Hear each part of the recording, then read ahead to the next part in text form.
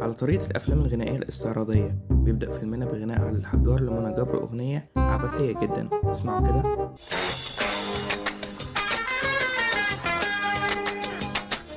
أنا قلبي طاير.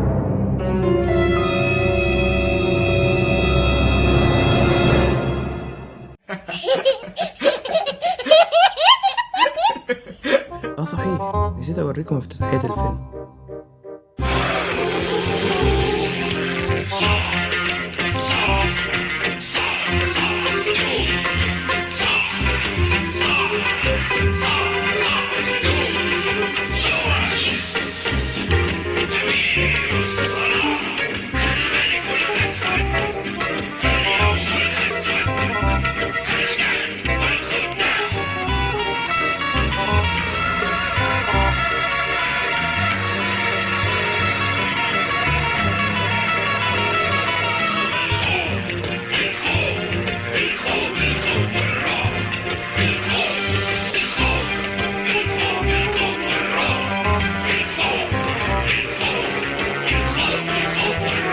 بيظهر راجل عجوز، وبنعرف بعدين ان هو المؤلف قاعد على مكتبه وبيقول ان شباب اليومين دول فاكرين ان الحياة لونها بامبي وكده يعني، ويوضح انها عكس كده تماما. وبيقول برضو ان علي الحجار ومنى جبر مش عارفين ايه اللي هيحصل لهم في الليلة المشؤومة دي. زي دي كلها زعبيب ومطر وبرق ورعد. بنرجع لعلي الحجار ومنى جبر اللي اسمهم في الفيلم علي ومنى، قمة الإبداع، والدنيا بتمطر عليهم، أو تقريبا واحد ماسك خرطوم بيرش عليهم مية. المهم كاوتش العربية بيفرقع، وبيقول علي الحجار لمنى إنه معهوش ستيبن. علي، إيه ده؟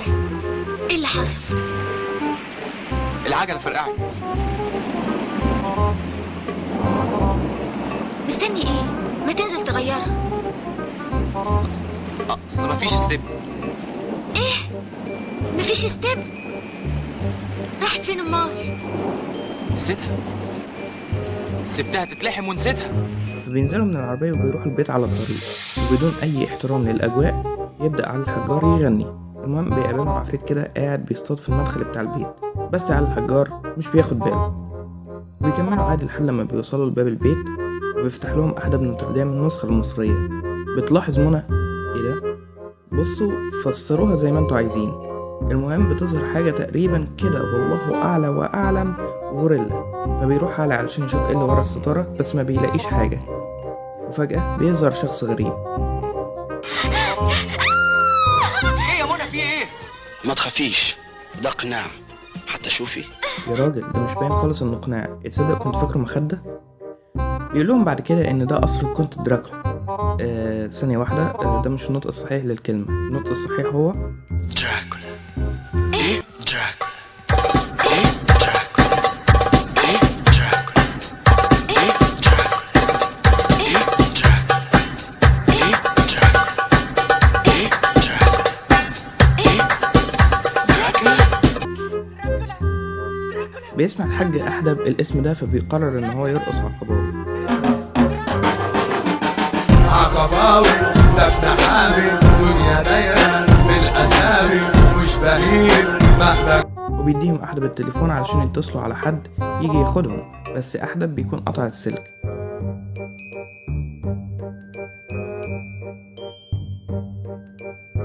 فبيقنعهم طلعت زين اللي هو أخو دراكولا إن هما يقضوا الليلة معاهم. وما تفهمش دي حفلة مصاصين دماء، ولا ناس بيحضروا عفاريت، ولا بيعبدوا أصنام، ولا إيه بالظبط، بس شكلها كده عجبت المؤلف وقرر إن هو يرقص معاهم.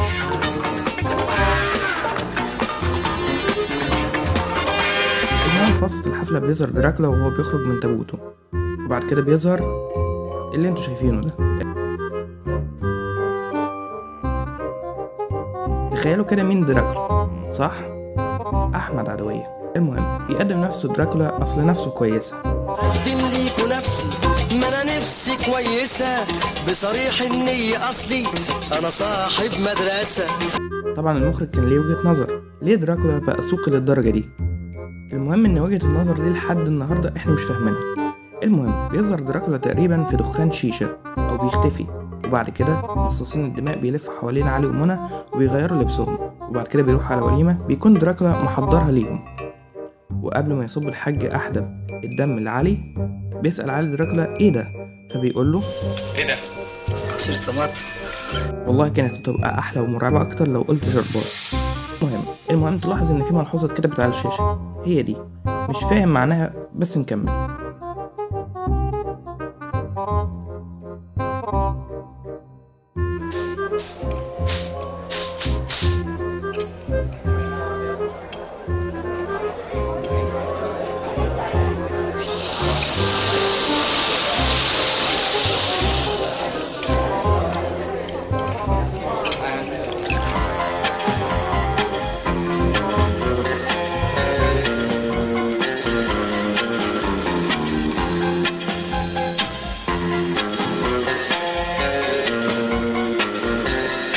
بيحاول واحد من مصاصين الدماء ياكل من الاكل اللي قدام منى، بس بيضربوا عدوية على مرتين ايده. على ضيوفنا الحلوين. دي حاجه زي تشيرز بس بالمصري كده يعني. المهم يتعور صباع علي، فبيزوم الكلاء قصدي مصاصين الدماء عليهم. بيطلع دراكولا للمؤلف وبيقول له ان مفيش حاجه اسمها مصاصين دماء وبطلوا ضحك على عقول الناس، فبيثبت له المؤلف ان في مصاصين دماء بيمصوا دم الناس الغلابه. فبيظهر عدوية وهو ميكانيكي وسباك وطباخ وجزار ودكتور، المهم يعني وهو بيمص دم الناس الغلابه. المهم انا هوريكم دلوقتي احد المشاهد اللي كانت هتفوز بجائزه اوسكار المريطيه.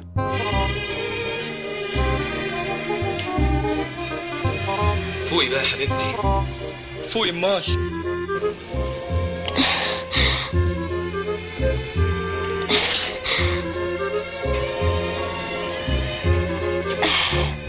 أنا مين؟ أنا فين؟ طفين النور ليه؟ خلاص مش قادرة، تعبانة، هموت النهاردة. بعد ألف شر عليك يا روحي.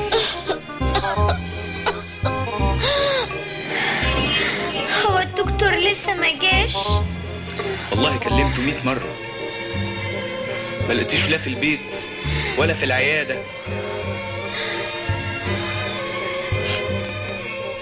يا رب يا رب ساعدني يا رب، انصرني على القوي.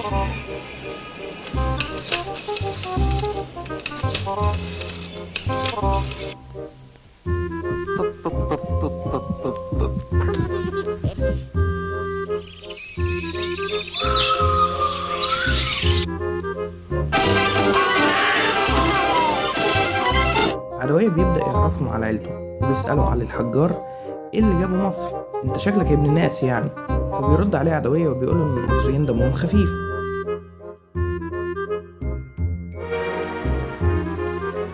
انما هنا دمكم خفيف، والزحمه اللي انتوا فيها والاتوبيسات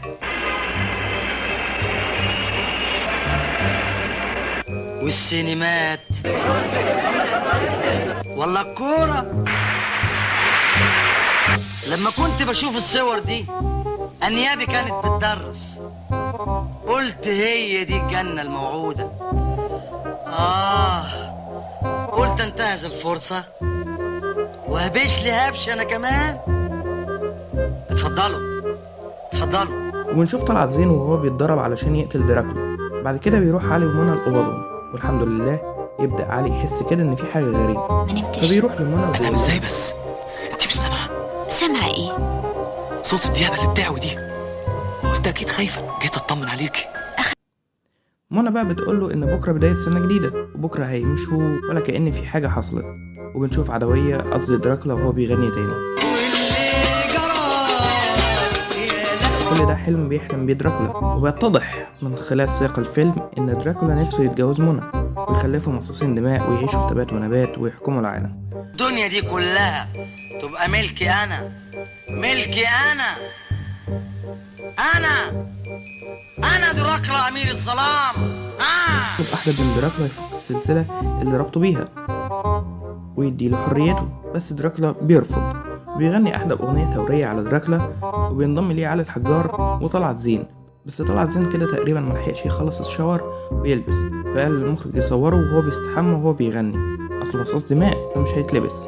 بعدها بيروح طلعت زين لمنى وبتصرخ، يسمع صوتها عالي بيحاول ينقذها، وبنشوف دراكولا وهو بينط على القصر زي الضفدع وبيتخانق مع طلعت زين.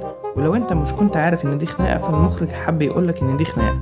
طاخ دي بنيه، طيخ ده شلوط، طوخ مش عارف اقول ايه دي الصراحه. احدب بتجيله فكره بس انت مش هتعرف، فالمخرج حب يعرفك. حتى بص بيخشوا مصاصين الدماء عليهم هما الاتنين وبيفضوا الخناقه وبيقولوا عيب يا جماعه ده انتوا واكلين عيش ودم مع بعض. بعد كده بيخرج احداب علي فبيمسك فيه، يعني انت ما لقيتش غير الغلبان ده وتمسك فيه علي. وبعد كده بيدخلوا على منى فبيلاقوها مغمى عليها، وبيقول احداب لعلي خد خطيبتك واخرجوا من هنا. قالوا له وانت؟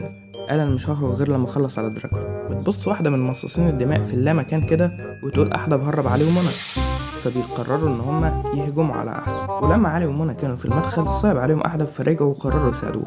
وبيجي المصاصين الدماء تسلخات وبيموتوا، واحدب بيشيل السلسله اللي كان مربوط بيها وظهره بيتفرد اخيرا. وبيجي بعد كده علي ومنى وهما بيجروا في اللامكان في الصحراء ما تعرفش هي جت منين.